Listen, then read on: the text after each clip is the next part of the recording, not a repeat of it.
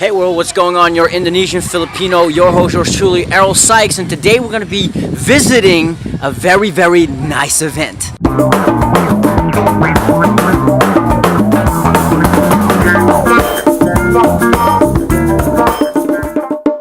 Currently in Malay, the mainland, just about 15 minutes away from Boracay Island in the Philippines, and now I'm attending the first Redvolution event here on Malay, which is an extension of the Red Cross. And it's going to be very educational in terms of how to combat plastic and, more importantly, how to get in the mind of sustainability. And with the recent claims of President Duterte talking about closing down the island of Boracay, Redvolution is not only an event that's nice to watch and to experience, but it's a necessary one. We're gonna just find out what this event could do in terms of the longevity for the island of Boracay, but maybe even the Philippines as a whole.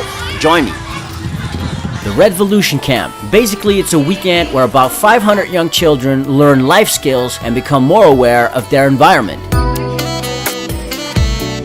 Seems like a big deal to the local Red Cross, but why do it? It's important because, they are the future leaders of this town, and it's good that we invested in our youth. The young kids, they are enthusiastic, they have all these great ideas, and the thing is, they speak for the future. As Red Cross would like to bring ideas to all the youth in the island, to get them all together and speak for the voice. Yes. Because this is their future, what they're talking about. No longer mine or no longer their parents. Right. But we have to listen to them. I started being a Red Cross since grade 8. Parang tumigil ako kasi busy sa school. Kasi pag-volunteer kasi masaya siya pag isa kang volunteer. Pag nakatulong ka sa isang tao, yung nararamdaman mo hindi matutumbasan ng kahit ano. If kids hold the future, then the Redvolution Camp potentially holds the key to making that future more sustainable. Turn into a weekend event to sharing life-saving knowledge in a fun and practical way. An initiative that was co-founded by a then 13-year-old girl. My parents are very aware in the environment, just in the household, with segregation and minimizing waste in food and plastic and everything.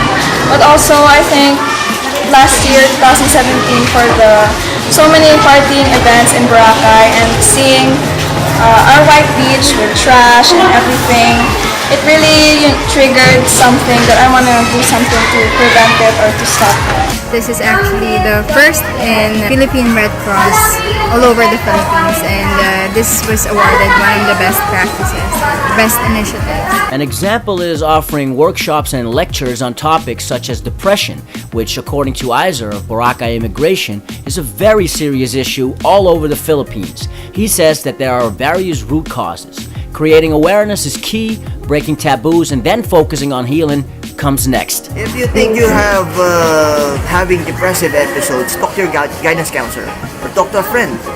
Or better, if you're not comfortable with letting out your emotions, write it down. Let someone know that what you're feeling. The hotline itself.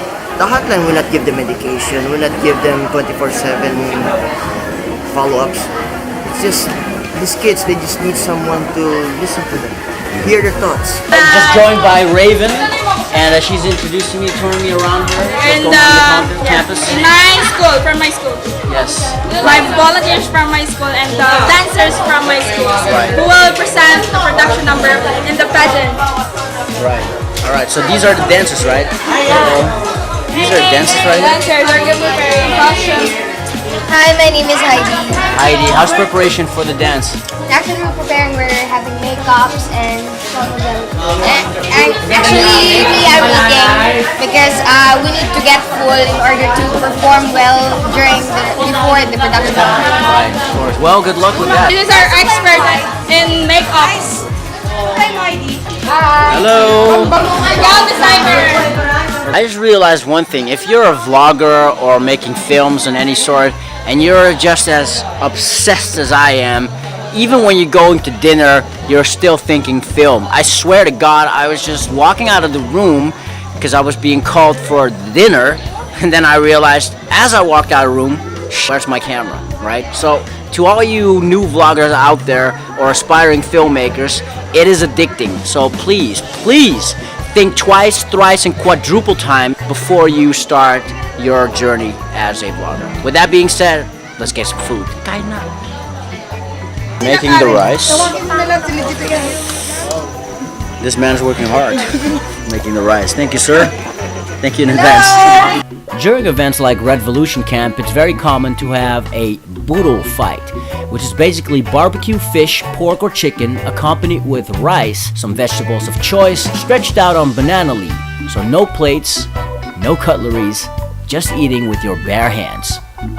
Right now we're going to main stage where the evening program is unfolding.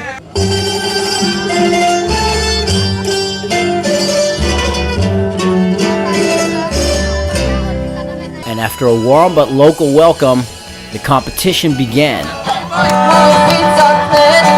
First off, a few talented songwriters.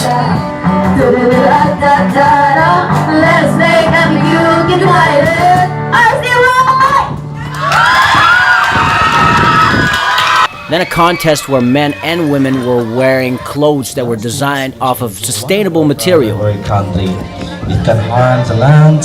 Of plastic raffle. All with the objective to create awareness about the environment and about the choices that you as an individual can make. So that our environment will be cleaned. Shiners Minofe, thank you. A young leader can do in a simple way by segregating the garbages in their proper disposal. That would be all. Thank you. I was reminded how much energy Filipinos, especially Filipino kids, had. That was like teenagers screaming at the top of their lungs. I can't do that anymore. I wasn't supposed to be here for very long. Then I learned so much and I was really inspired by all the people that I interviewed today. So tomorrow there's an event called the First Aid Olympics and it's gonna start very early. So I realized I'm gonna stay here overnight. But because I wasn't prepared for that, I didn't have a place to sleep. Luckily for me, Jinsen, who I interviewed earlier today, offered me a place in this big ass tent. Check it out. I just looked at the sky and there was like some lightning bulbs going off, so that's going to be a little bit of a challenge. Just going to zip that up for today. Tomorrow it's going to be the First Aid Olympics, see what that's going to be. I can't wait to see those energetic kids go at it. I mean, if those energetic kids were able to just scream at the top of their lungs for 3 hours non-stop, imagine what energy they were able to exude tomorrow during the First Aid Olympics after having a night's sleep. So I'm very excited to cover that tomorrow. See you there. You know, the tent is going from left to right by the wind and there's a little bit of rain. So what are we going to do, guys? We're going to transfer it over there in the stage. Yes. Making the move to the stage. You know, what I envisioned in the first place anyway. I guess my dream's coming true on the big stage. And the stage turned into some sort of refugee camp, man. Got tents all over, people making their tents up here. Still have to find a way to sleep somewhere somehow. Yeah, we're going to find some place that is dry. Yes, well, at least we got the dry part. But now this is like Dust. the underground. It's hard and it's dusty, so we still have to kind of find a way to. Some place. We're gonna go across the rain again. See if we survive that. Yes.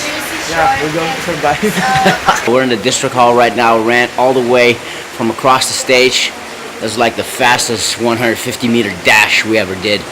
I mean, I can speak for myself. And we're gonna have to share the district hall.